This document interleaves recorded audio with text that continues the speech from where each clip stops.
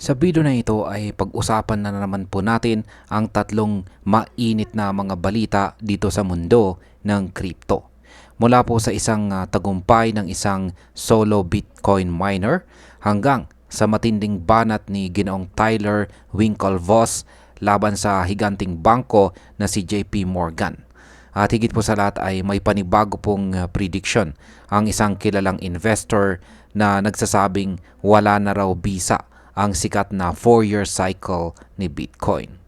Oo, baka sa 2026 pa raw ulit sumabog ang presyo ni Bitcoin. Kaya yan po ang siyang ating pag-uusapan sa video na ito. Pero bago po tayo magpatuloy ay pakibasa na lamang po muna ang disclaimer dito po sa ibaba ng ating screen. Yan, simulan po natin sa unang balita rito. Bitcoin up year is 2026 and the 4-year cycle is dead.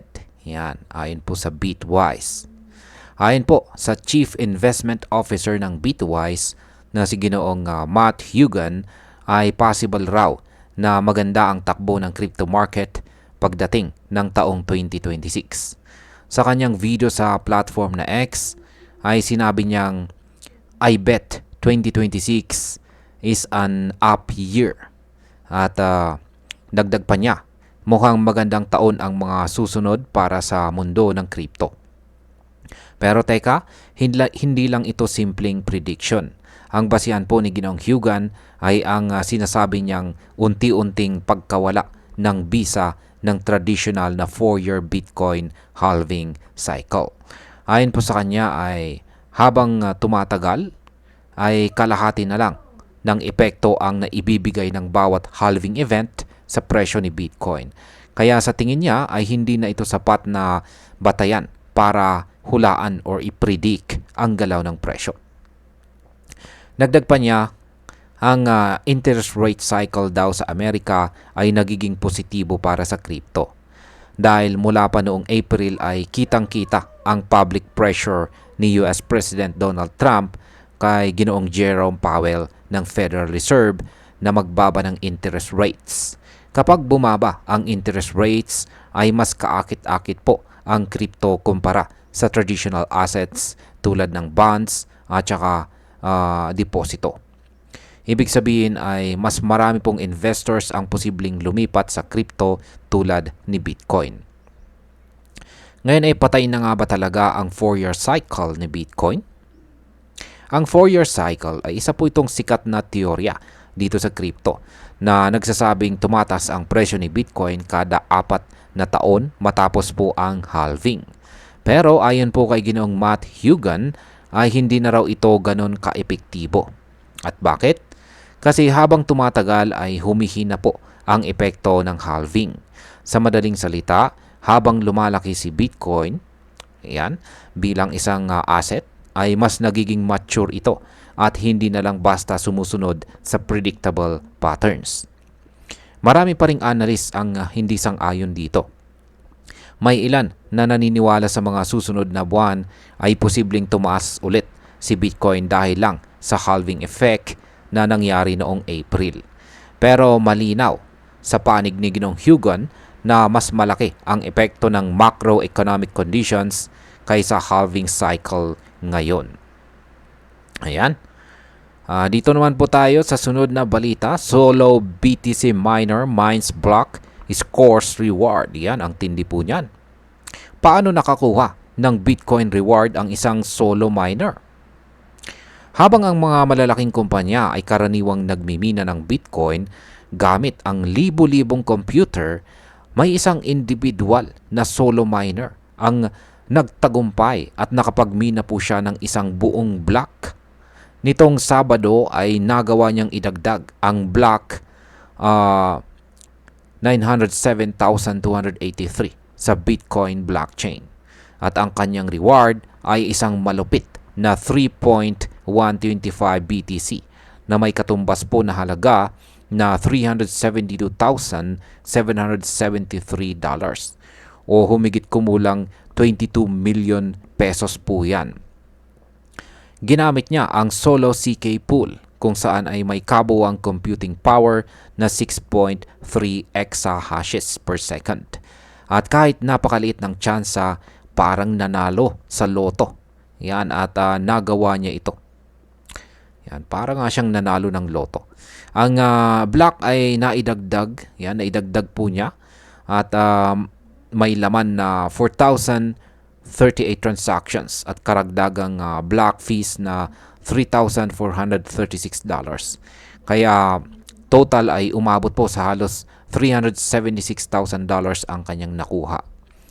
Sa panahon kung saan malalaking kumpanya ang bumabarena sa mining industry, ang ganitong kwento ng tagumpay ay tunay na nakaka-inspire.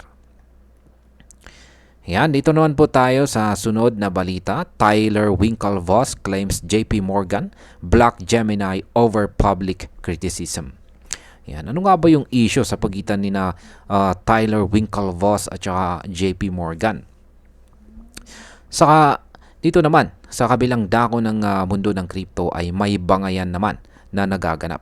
Ang co-founder po ng Gemini Exchange na si Ginoong Tyler Winklevoss ay nagsabing pinahinto raw ng JP Morgan ang proseso ng pagbabalik nila bilang customer ng bangko. At bakit? Dahil daw sa kritisismo ni Ginoong Winklevoss sa bagong polisiya ng JP Morgan tungkol sa data access fees. Ayon po kay Ginoong Tyler, tinarget siya ng JP Morgan dahil sa kanyang post sa X kung saan tinawag niyang anti-competitive ang bagong patakaran ng bangko. Sa ilalim ng bagong polisiya ay sisingilin ng JP Morgan ang mga fintech companies ng dagdag na bayad mula para makuha ang bank data ng kanilang customers. Ayon kay Ginoong Tyler ay maaring ikalugi ito ng mga kumpanya sa crypto space.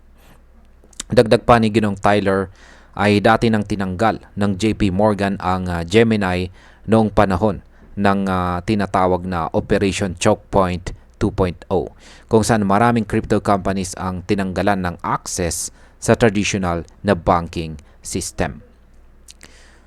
Ngayon ay ano naman ang koneksyon ng lahat ng ito sa regulasyon sa crypto? Ang hindi pagkakaunawaan ni Ginoong Tyler Winklevoss at JP Morgan ay nagpapakita ng mas malalim na problema. At yan po ang lumalalim na tensyon sa pagitan ng mga tradisyonal na bangko at ng mabilis na umuunlad na mundo ng crypto. Kapag patuloy po ang ganitong hadlang sa pagitan ng tradisyonal na sistema at mga bagong technology, ay maaari pong bumagal ang adoption ng crypto sa mga bansa. Ang mga pressure mula po sa mga regulators, bangko at gobyerno ay posibleng makaapekto sa galaw ng presyo ng mga pangunahing crypto tulad ni Bitcoin at Ethereum.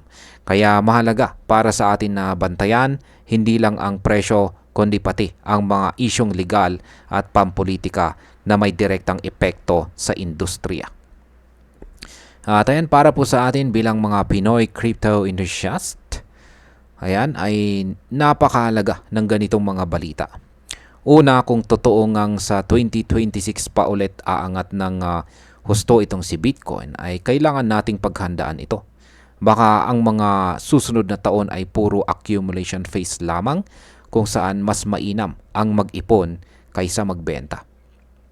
Pangalawa, ang tagumpay naman po ng solo Bitcoin miner ay nagpapakita na kahit maliit ka sa industriya ay may tsansa kang magtagumpay. Pwede nating ikumpara ito sa pagtitrade. Kahit maliit ang puhunan mo ay pwedeng lumaki kung may tiyaga at tamang diskarte. At ang pangatlo, ang bangayan po ni Ginoong Tyler at ang JP Morgan ay isang paalala na hindi pa rin tanggap ng buong sistema ang crypto. Kaya importante na maging updated tayo sa mga regulasyon at balita sa international na eksena. Dahil maaari pong maapektuhan ang mga local exchanges, kasama na po tayo, kasama na ang mga exchanges dito sa atin.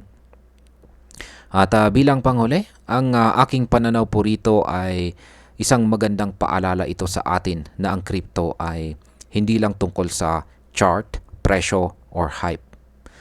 Isa itong malawak na ecosystem kung saan naglalaban ang iba't ibang puwersa mula po sa gobyerno, bangko, mga whales hanggang sa simpleng solo miner. bawat balita, maliit man o malaki, ay may posibleng epekto sa presyo ng market.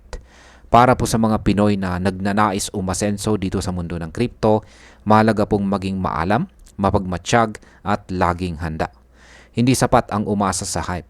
Kailangan natin ng diskarte, pasensya at sapat na kaalaman para masulit ang bawat pagkakataon. At ayan, hanggang dito na lamang po tayo sa video na ito mga ka-crypto. Marami pong salamat sa panonood. Ingat po tayo lagi at God bless po sa ating lahat.